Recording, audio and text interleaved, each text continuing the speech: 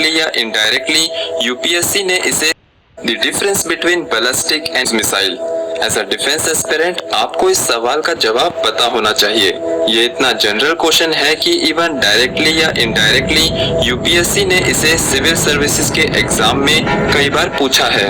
तो चलिए देखते हैं कि बैलिस्टिक और क्रूज मिसाइल में एग्जैक्टली क्या डिफरेंस होता है। But first let's roll out the intro. दोनों टाइप की मिसाइल्स में डिफरेंस देखने से पहले ये जान लो कि short range missile Prithvi and अग्नि 1, 2, 3, 4 एंड अग्नि 5 ये बैलिस्टिक मिसाइल के एग्जाम्पल हैं। वहीं ब्रह्मोस और सबसोनिक मिसाइल निर्भय ये क्रूज मिसाइल के एग्जाम्पल हैं। ये मिसाइल्स काफी कॉमन हैं और इंडिया द्वारा यूज किए जाते हैं, इसलिए मैंने इन स्पेसिफिक एग्जाम्पल को सिलेक्ट किया है। अब चलिए इन दोनों में डिफरेंस देखते हैं। इन दोनों तरह की मिसाइल्स में सबसे बड़ा फर्क तो वर्किंग में ही है। बैलिस्टिक मिसाइल्स किसी रॉकेट की तरह लॉन्च होती है, जिसके लिए स्पेसिफिक लॉन्चर की जरूरत होती है।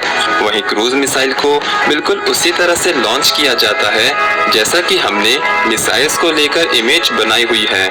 इसको लॉन्च करने के लिए किसी लॉन्चर की जरूरत नहीं होती और इसको लैंड और एयर दोनों जगह से लॉन्च किया जा सकता है। पर बैलिस्टिक मिसाइल को हम बस ग्राउंड से लॉन्च कर सकते हैं। लॉन्च होने के बाद बैलिस्टिक मिसाइल की स्पीड सेम नहीं रहती है। लॉन्च होने के बाद ये अर्थ एटमॉस्फेयर को क्रॉस करती है और इस टाइम पर इसकी स्पीड डिक्रीज होती है ड्यू टू ग्रेविटेशनल फोर्स। बाद में जब मिसाइल वापस एटमॉस्फेयर में एंटर होती है तो उस टाइम पर इसकी स्पीड काफी हाई हो जाती है। वहीं क्रूज मिसाइल की स्पीड लगभग कांस्टेंट ही होती है। लॉन्च होने के बाद हम बैलिस्टिक मिसाइल को कंट्रोल नहीं कर सकते, मतलब एक बार टारगेट लॉक होने के बाद उसे चेंज करना पॉसिबल नहीं है और इसी वजह से इन मिसाइल्स की प्रिसीजन कम होती है। वहीं क्रूज मिसाइल के केस में लॉन्चिंग के बाद भी टारगेट को चेंज किया जा सकता है।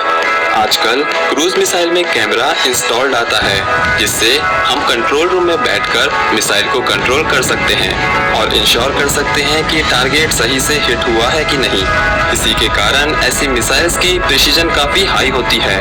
बैलिस्टिक मिसाइल काफी हाई एल्टीट्यूड अचीव करती हैं, जिस वजह से उनकी रेंज काफी हाई होती है in comparison to cruise missile. पर हाई एल्टीट्यूड अचीव करने से और लॉन्ग रेंज तक जाने के वजह से ही इन्हें इंटरसेप्ट करना काफी आसान होता है। वहीं क्रूज मिसाइल लो एल्टीट्यूड पर मैनूवर करती है, जिसके कारण इनको डिटेक्ट करना उतना इजी नहीं होता। पर इनकी रेंज बैलिस्टिक मिसाइल के कंपैरिजन में काफी कम होती है। बैलिस्टिक मिसाइल को हम रेंज के बेसिस पर डिवाइड कर सकते हैं, जिसे short range, medium range, intermediate and intercontinental में डिवाइड कर सकते हैं। शॉर्ट रेंज मिसाइल की रेंज होती है 100 to 1000 किलोमीटर, वहीं मीडियम रेंज मिसाइल की रेंज होती है 1000 to 3500 किलोमीटर। इंटरमीडिएट मिसाइल की रेंज होती है 3500 किलोमीटर to 5500 किलोमीटर। वहीं इंटरकॉन्टिनेंटल मिसाइल की रेंज होती है 5500 to 10000 किलोमीटर और अबव। वो मिसाइल्स जिनकी रेंज 150 to 300 किलोमीटर होती है उनको टैक्टिकल मिसाइल के नाम से भी जाना जाता है। वहीं क्रूज मिसाइल को हम स्पीड के बेसिस पर डिवाइड कर सकते हैं, जैसे subsonic, supersonic and hypersonic. Subsonic missile की स्पीड 0.8 to 0.9 मैक होती है। सुपरसोनिक मिसाइल की स्पीड 2 to 3 मैक होती है और वहीं हाइपरसोनिक मिसाइल की स्पीड 5 to 7 मैक होती है। बैलिस्टिक मिसाइल काफी एक्सपेंसिव होती है कंपेयर टू क्रूज मिसाइल।